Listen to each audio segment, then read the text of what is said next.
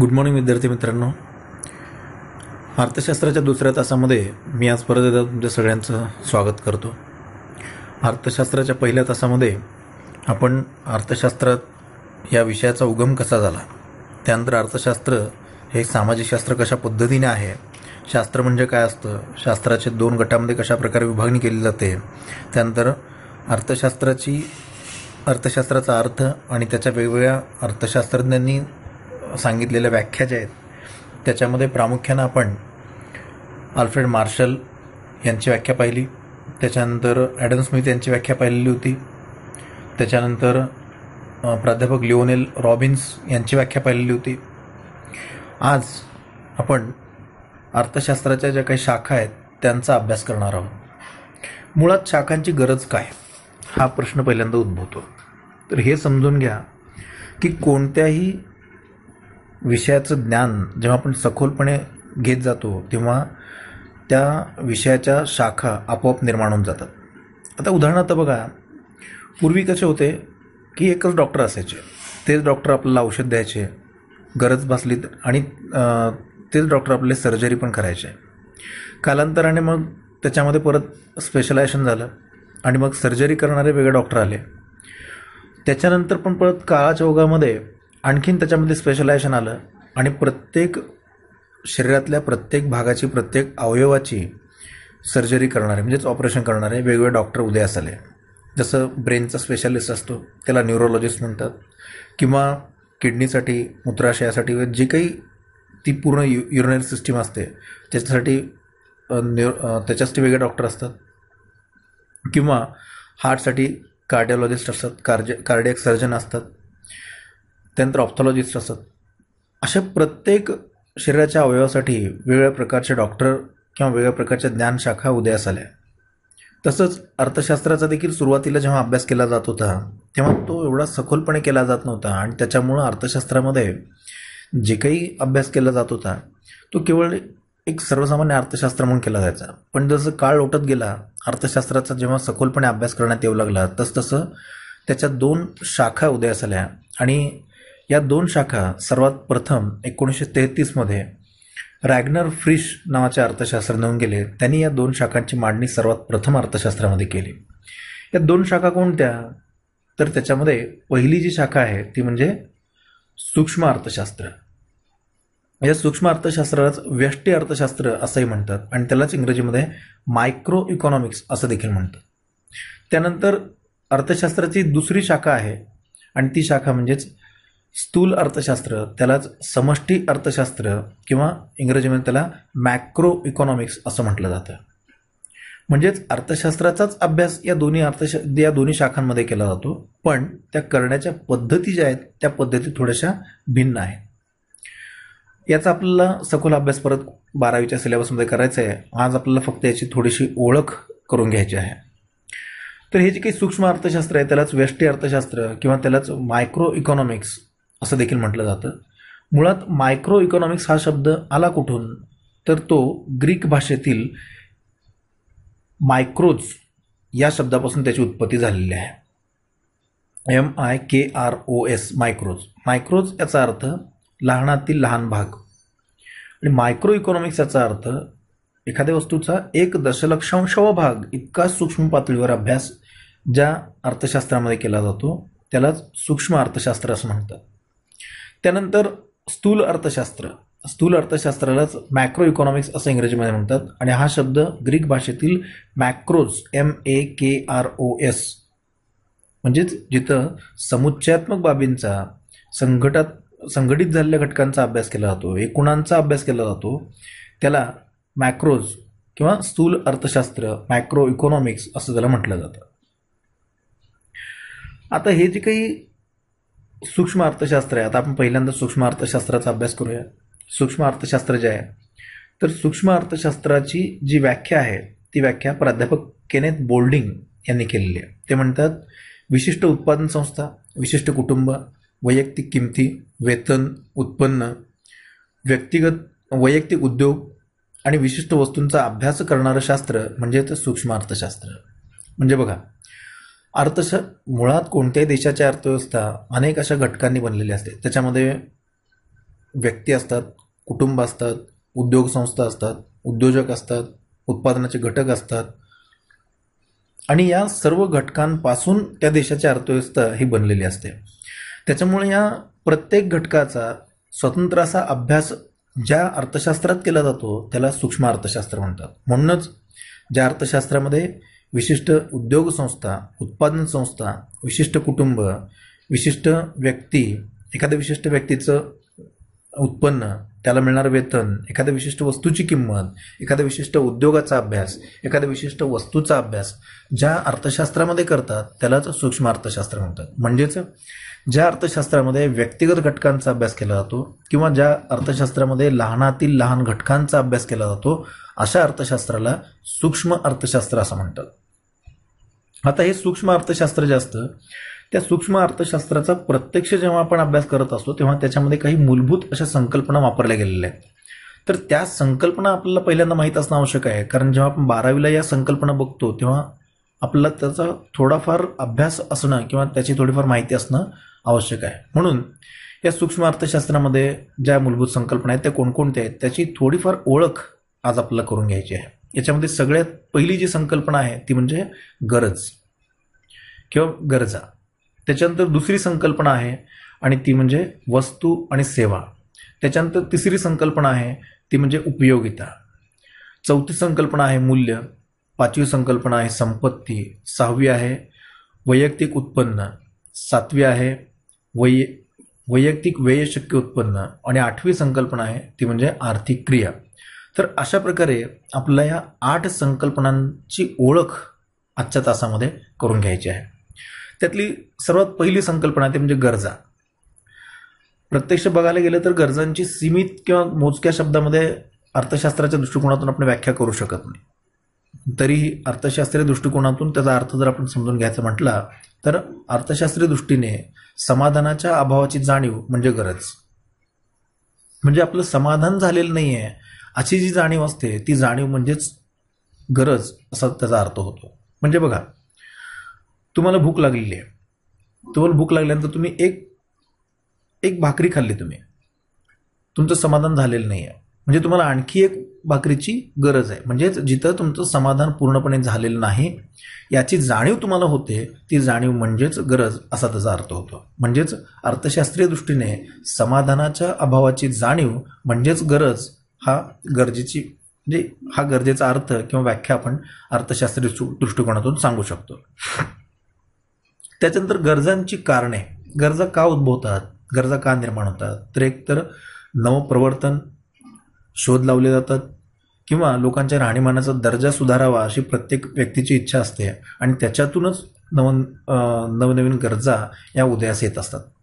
आता नवप्रवर्तन म्हणजे नेमकं काय, तर प्रत्येक उत्पादक, विक्रेता, उद्योजक हा सातत्याने काही ना काही त्याच्या उत्पादनामध्ये नवीन प्रयोग करत असतो आणि मग लोकांना वाटतं की आपण ते उत्पादन खरेदी करावं आपल्याकडे. आता बघा, पूर्वी टीव्ही कसा होता आणि आत्ताचा टीव्ही कसा आहे. पूर्वी एक मोठा बॉक्स असायचा टीव्हीचा. त्याच्यानंतर मग LCD आले, त्याच्यानंतर LED आले, त्याच्यानंतर आता कर्ड आले, 4K आले. म्हणजे प्रत्येक वेळी ते उत्पादक त्याच्यामध्ये काही ना काही नवीन प्रयोग करतो, नवीन त्याच्यामध्ये प्रयोग करून नाविन्यता आणण्याचा प्रयत्न करतो आणि याच्यामुळे लोकांना वाटतं की अरे ही वस्तू आपल्याकडे असली पाहिजे.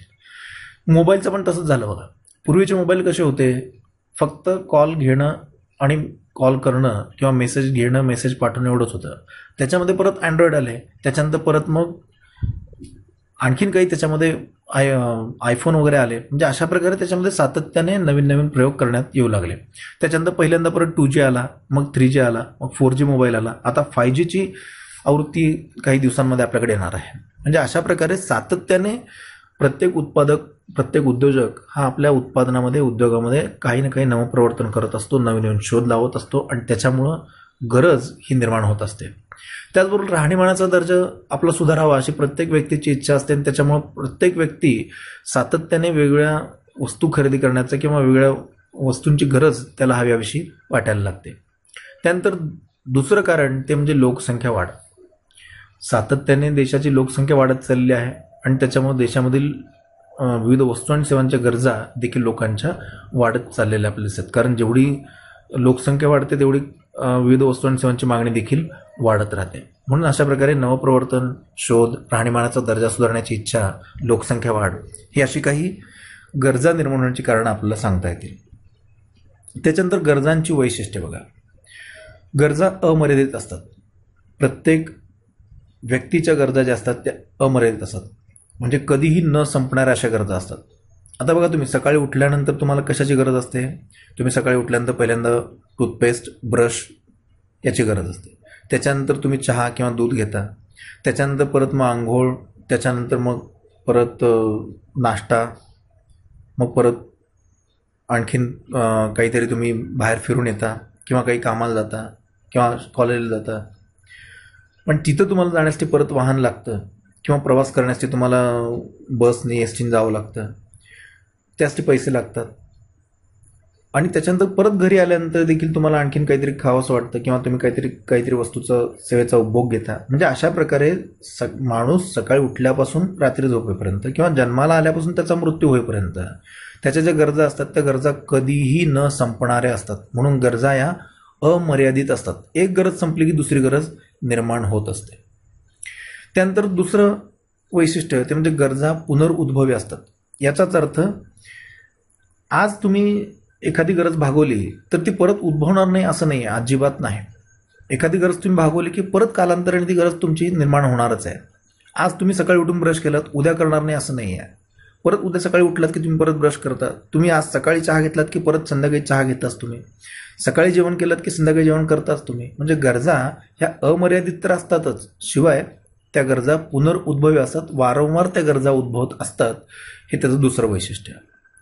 त्याच्यानंतर तिसरं वैशिष्ट्य ते म्हणजे गरजा वयानुसार बदलतात. व्यक्तीचं वय काय आहे त्याच्यानुसार गरजा बदलत असतात. समजा तुमच्या वयाचा म्हणजे कॉलेजला आलेला एखादी व्यक्ती असेल, एखादा मुलगा असेल, तर त्याच्या गरजा वेगळ्या असतात. आज तुमच्या गरजा काय आहेत बघा बरं. तुम्हाला वाटतं की आज आपण कॉलेजला आलो आणि कॉलेजला आल्यामुळं आपल्याला कॉलेजला जाण्याची एखादी बाईक असावी, आपल्याकडे मोबाईल असावा, त्याच्यानंतर आपल्याकडे छानशी सॅक असावी, चांगले चांगले कपडे असावेत. म्हणजे ह्या तुमच्या गरजा आहेत. आज तुमचं वय काय आहे त्या वयानुसार तुमच्या गरजा ह्या असतात. जर तुम्ही लहान असेल तर तुम्हाला काय पाहिजे असतं सांगा. आता शाळेतील मुलं असतील तर त्या शाळेतील मुलांच्या गरजा काय असतात? फार काही त्यांच्या गरजा नसतात.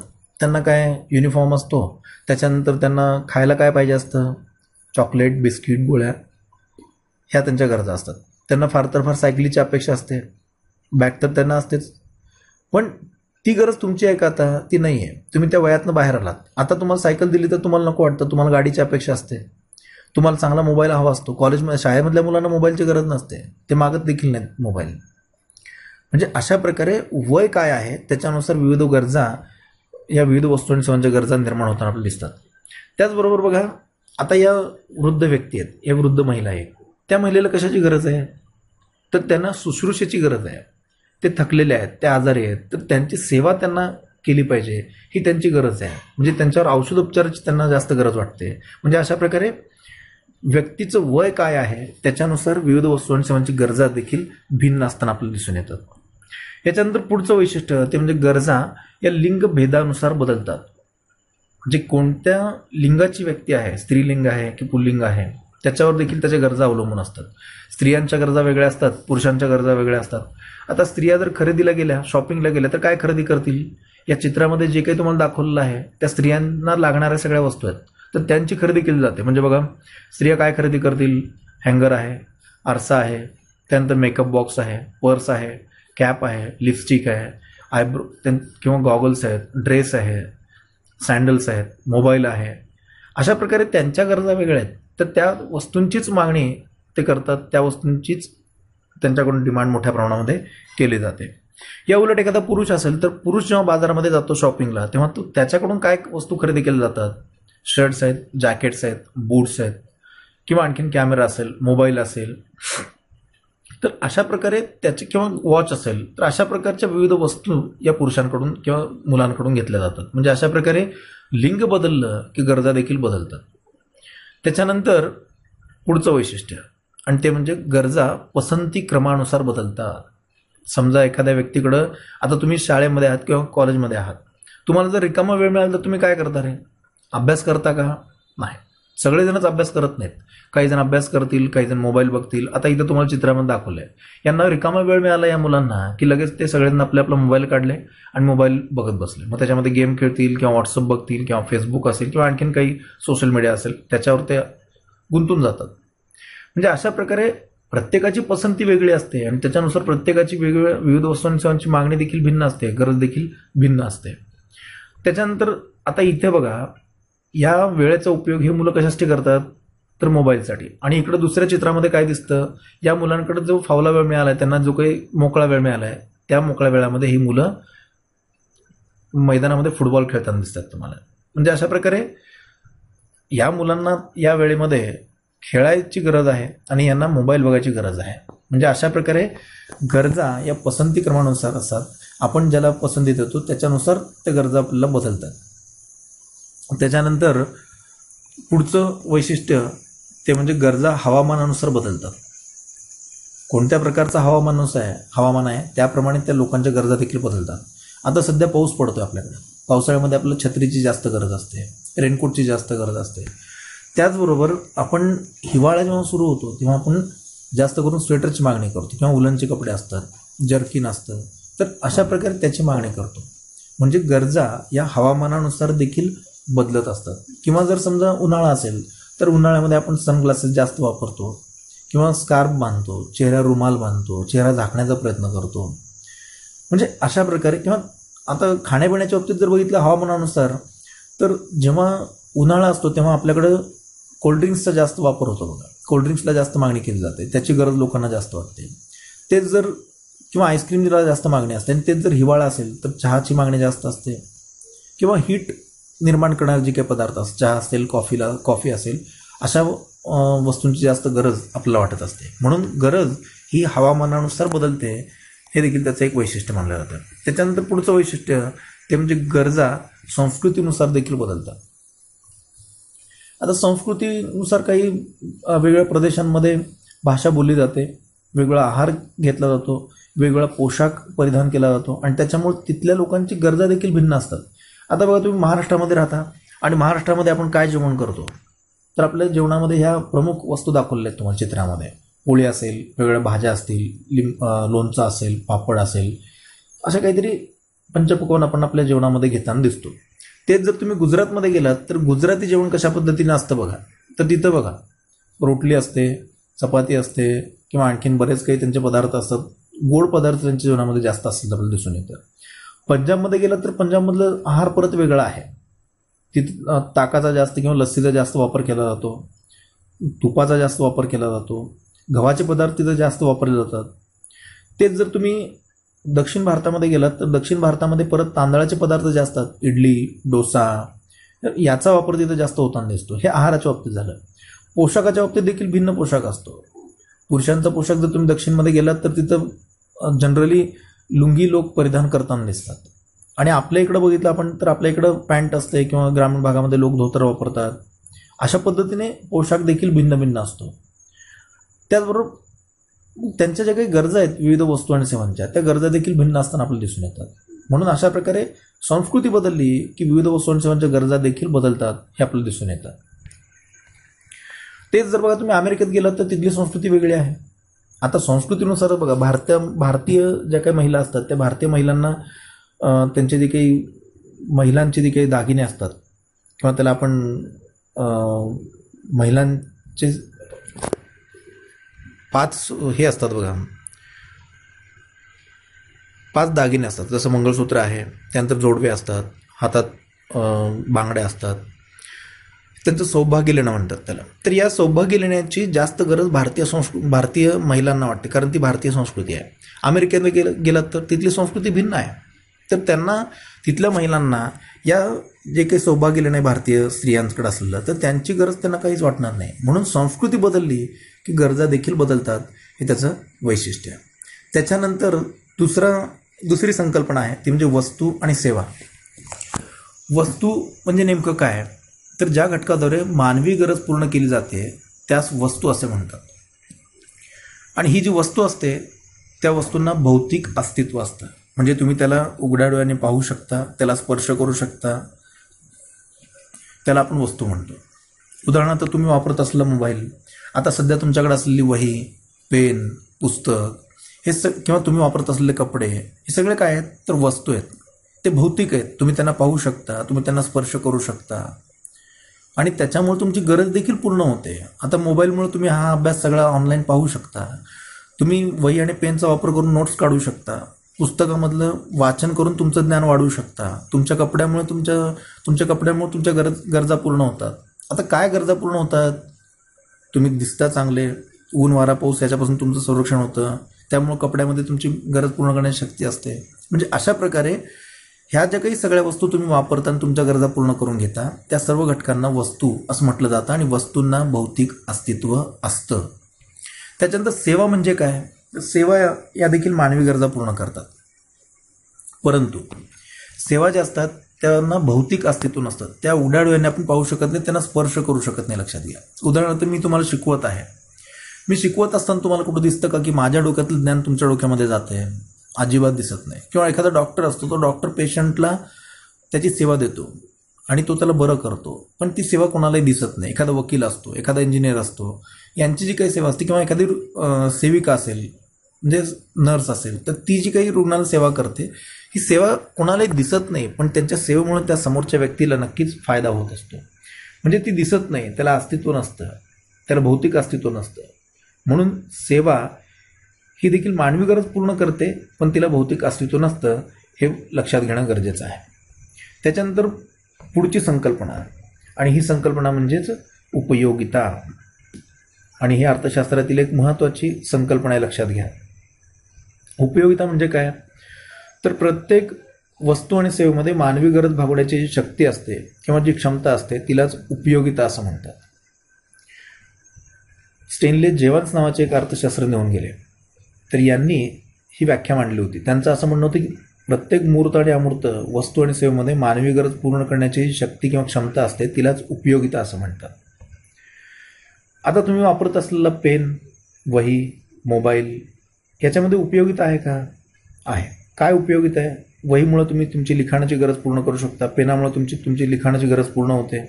मोबाईलमुळे तुम्हाला ऑनलाईन टीचिंग समजतं, तुम्ही पाहू शकता, ऐकू शकता. मग या सगळ्या वस्तूंमध्ये तुमची विशिष्ट गरज पूर्ण करण्याची शक्ती असते, क्षमता असते, म्हणून त्या वस्तूमध्ये उपयोगिता आहे असं म्हटलं जातं. त्याच्यानंतर पुढची संकल्पना आपल्याला बघायची आहे आणि ती म्हणजे मूल्य.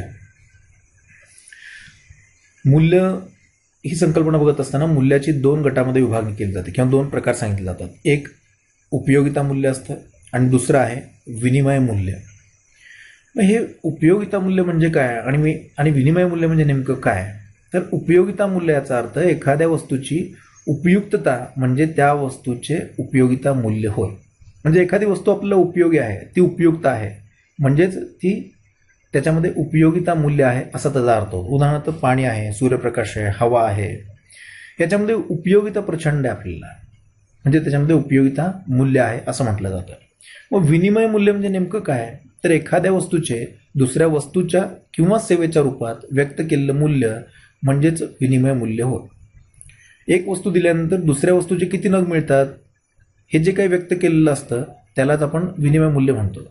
आपण दुकानदाराकडे जातो, 10 रुपये देतो, 10 रुपये देऊन एक चॉकलेट खरेदी करतो, म्हणजे ते 10 रुपयेचं मूल्य काय? एक चॉकलेट असा त्याचा अर्थ होतो.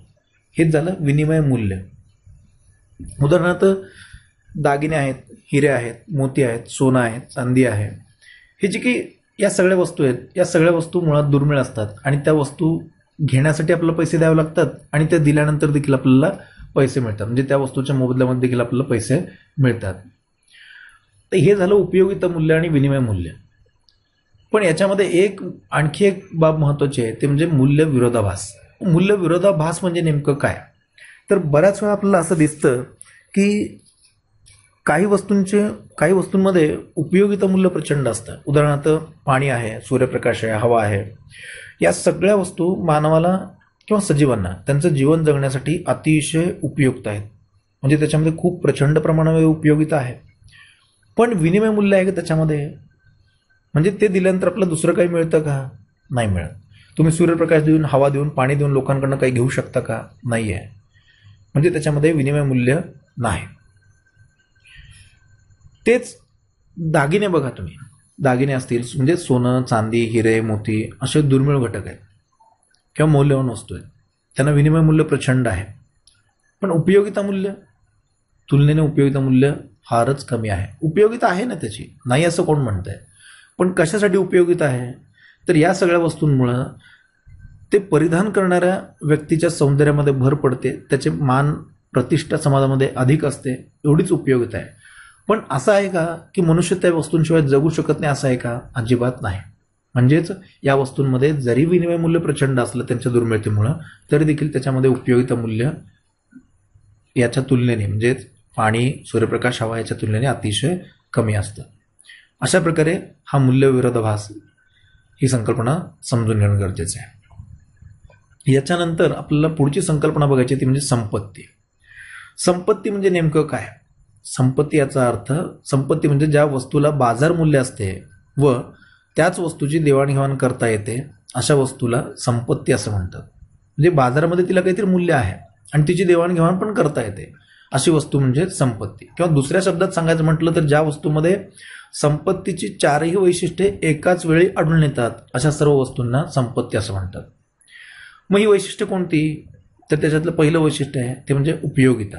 त्यानंतर दुसरं वैशिष्ट्य आहे दुर्मिळता. तिसरं वैशिष्ट्य आहे त्याच्यामध्ये विनिमयता आणि चौथं वैशिष्ट्य आहे मनुष्यबाह्यता. उपयोगिता म्हणजे काय? आत्ताच आपण पाहिलं की प्रत्येक मूर्त आणि अमूर्त अशा वस्तू आणि सेवेमध्ये मानवी गरज पूर्ण करण्याची शक्ती असते किंवा क्षमता असते, तिला उपयोगिता असं म्हणतात. दुर्मिळता याचा अर्थ ज्या वस्तूची मागणी प्रचंड आहे पण पुरवठा मात्र अत्यल्प आहे, खूप कमी आहे. मागणीच्या मानाने पुरवठा अत्यल्प असतो, त्याला दुर्मिळता असं म्हटलं जातं. त्यानंतर विनिमयता म्हणजेच खरेदी विक्री करण्याची क्षमता, मालकी हक्क बदलण्याची क्षमता म्हणजेच विनिमयता. त्याच्यानंतर चौथा मनुष्यबाह्यता म्हणजेच मनुष्याच्या शरीराबाहेर ती वस्तू असणं आवश्यक आहे. तर अशा प्रकारे ज्या वस्तूमध्ये उपयोगिता आहे, दुर्मिळता आहे, विनिमयता आहे आणि मनुष्यबाह्यता आहे असे चारही वैशिष्ट्ये एकाच वेळी ज्या वस्तूमध्ये आढळतात त्या वस्तूलाच आपण संपत्ती म्हणू शकतो. आणि यातलं एखादं वैशिष्ट्य जरी त्या वस्तूमध्ये नसेल तर त्याला संपत्ती म्हणता येणार नाही. उदाहरणार्थ बघा, उदाहरणार्थ इथं दागिने दाखवले तुम्हाला मी, स्त्रियांचे दागिने, ते संपत्ती आहेत का? बघा, चारही वैशिष्ट्य लागू होतात का? पहिलं वैशिष्ट्य उपयोगिता आहे का त्याच्यामध्ये? आहे. काय उपयोगिता आहे? तर दागदागिने घातल्यामुळं स्त्रियांच्या सौंदर्यामध्ये भर पडते, म्हणजे त्याच्यामध्ये उपयोगिता आहे. ठीक आहे. दुसरं वैशिष्ट्य काय सांगतं? त्याच्यामध्ये दुर्मिळता आहे का? म्हणजे त्याची मागणी प्रचंड आहे, पुरवठा अत्यल्प आहे. साहजिक आहे, कारण सोनं जे आहे ते मुळातच दुर्मिळ आहे, तो मौल्यवान धातू आहे, दुर्मिळ धातू आहे. म्हणजे त्याची मागणी प्रचंड असते पण पुरवठा मात्र खूपच कमी असतो. निसर्गातच त्याचा पुरवठा कमी असतो, म्हणून त्याच्यामध्ये दुर्मिळता हा गुणधर्म देखील आहे. तिसरं वैशिष्ट्य त्याच्यामध्ये विनिमयता आहे का? त्याची खरेदी विक्री होते का? नक्कीच होते, कारण सोन्याची खरेदी विक्री होत असते, दागदागिन्यांची खरेदी विक्री होत असते. दुकानदार तुम्हाला विकतो, तुम्हाला गरज पडली, तुम्हाला पैशाची गरज पडली, तुम्ही परत बाजारपेठेमध्ये नेऊन तर सोनं विकून त्याच्याकडून पैसे घेऊ शकता. म्हणजे अशा प्रकारे सोन्याची या दागदागिन्यांची खरेदी विक्री देखील होऊ शकते. त्याच्यानंतर चौथं वैशिष्ट्य ते म्हणजे मनुष्यबाह्यता. हा गुणधर्म आहे का याच्यामध्ये? नक्कीच आहे, कारण स्त्रिया त्यांच्या शरीराच्या वर हे दागदागिने परिधान करतात, शरीराच्या आतमध्ये परिधान करत नाहीत. म्हणून स्त्रियांच्या दृष्टिकोनातून दागदागिने हे त्यांची संपत्ती आहेत. तर अशा प्रकारे कोणत्याही वस्तूला जेव्हा आपण संपत्ती म्हणतो तेव्हा त्याच्यामध्ये ही चारही वैशिष्ट्ये लागू होतात का हे पहिल्यांदा पाहणं आवश्यक आहे. त्याच्यानंतर दुसरं एक उदाहरण घ्या, ट्रॅक्टर. एखाद्या शेतकऱ्याकडे ट्रॅक्टर आहे, ते त्याची संपत्ती आहे का? ही चारही वैशिष्ट्ये लागू होतात का बघा त्याला? त्याच्यामध्ये उपयोगिता आहे का? नक्कीच आहे. शेतीमधली कामं करण्यासाठी ट्रॅक्टर उपयोगी आहे, म्हणजे पहिलं वैशिष्ट्य लागू आहे. दुसरं दुर्मिळता आहे का? प्रचंड दुर्मिळता नक्कीच असणार आहे. प्रत्येक शेतकऱ्याला ते काही घेणं शक्य नसतं, त्याची किंमत प्रचंड असते, त्याच्यामुळे दुर्मिळता देखील. कारण प्रत्येक शेतकऱ्याला वाटतं आपल्याकडे ट्रॅक्टर असावा, पण त्याला ते घेणं शक्य नाही आहे, पैसा तेवढा नसतो त्यांच्याकडं, त्याच्यामुळे दुर्मिळता हा गुणधर्म त्याच्यामध्ये आहे. त्याच्यानंतर विनिमयता आहे का? म्हणजे खरेदी विक्री होते का? नक्कीच आहे, त्याची खरेदी विक्री होत असते. तुम्ही देखील कंपनीमधून खरेदी करून आणलेला असतात, तुम्हाला वाटलं की विकावं, तुम्ही देखील हा ट्रॅक्टर दुसऱ्या कोणाला विकू शकता. त्याच्यामध्ये विनिमयता म्हणजेच खरेदी विक्री करण्याची क्षमता आहे. चौथं वैशिष्ट्य म्हणजे मनुष्यबाह्यता. ट्रॅक्टर हा मनुष्याच्या शरीराच्या बाहेरच असतो, म्हणून अशा प्रकारे ट्रॅक्टरमध्ये देखील उपयोगिता, दुर्मिळता, विनिमयता आणि मनुष्यबाह्यता ही चारही वैशिष्ट्ये लागू होतात, म्हणूनच त्याला संपत्ती असं म्हटलं जातं. आता आणखी एक उदाहरण तुम्हाला माहीत असावं म्हणून सांगतो की लता मंगेशकरचा कंठ किंवा सचिन तेंडुलकर यांचं क्रिकेट खेळण्याचं कौशल्य हे त्यांची संपत्ती आहे का? किंवा काही वेळेस आपले आईवडील आपल्याला बोलता बोलता म्हणतात असंच की आमची मुलंच ही आमची संपत्ती आहे. खरं आहे का हो त्यांचं म्हणणं? हे थोडं पडताळून बघा. म्हणजे त्यालाही चारही वैशिष्ट्य लागू होतात का? बघा, लता मंगेशकरचा कंठ, सचिन तेंडुलकरचं कौशल्य किंवा तुमचे आईवडील तुम्हाला म्हणतात की मुलं हीच आमची खरी संपत्ती आहे, त्याला चारही वैशिष्ट्य लागू होतात का? बघा, उपयोगिता आहे का? तिन्ही घटकांमध्ये उपयोगिता आहे. सचिन तेंडुलकरच्या क्रिकेट खेळण्यामुळं देशाचं नाव लौकिक वाढतं, त्यांनाही उत्पन्न मिळतं, त्यामुळं त्याच्यामध्ये उपयोगिता आहे. लता मंगेशकरचा कंठ, खूप मधुर गातात, त्याच्यामुळं देशाचं नाव लौकिक मिळालं, लोकांना खूप चांगले चांगले गाणे ऐकायला मिळाले, आणि त्यांना देखील 4 पैसे मिळाले, म्हणजे त्याच्यामध्ये उपयोगिता आहे, नक्कीच आहे. दुर्मिळता नक्कीच आहे, कारण त्यांच्यासारखं ते कौशल्य कोणाकडे नाही, त्यांच्यासारखं गाणं कोणी गाऊ शकत नाही, सचिन तेंडुलकरसारखं क्रिकेट कोणी खेळू शकत नाही, त्याच्यामध्ये दुर्मिळता हा गुणधर्म आहे.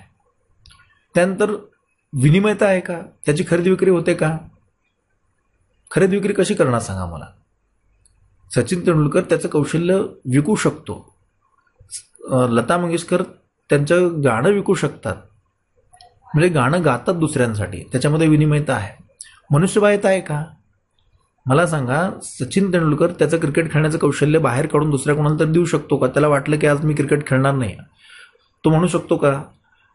तो नवीन येणाऱ्या प्लेअरला म्हणतो का किंवा माझं क्रिकेट खेळण्याचं कौशल्य तू घे आणि तू आज क्रिकेट खेळ माझ्यासारखं? नाही होत ना तसं, कारण शेवटी कौशल्य म्हणजे त्याचं काय आहे? ती एक शारीरिक क्षमता आहे त्याची, आणि ती मेहनतीने त्याने कमवलेली आहे, म्हणून ती मनुष्यबाह्यता हा त्याच्यामध्ये गुणधर्म नाही आहे. किंवा लता मंगेशकर यांचा कंठ, ते ज्या कंठामधून गाणं गातात ते गाणं विकू शकतात, त्यांचं कंठ विकू शकत नाहीत, किंवा ती त्यांची शारीरिक क्षमता असते ती त्याची विक्री करू शकत नाहीत, ते त्याच्या मनुष्याच्या शरीराबाहेर ते काढू शकत नाहीत.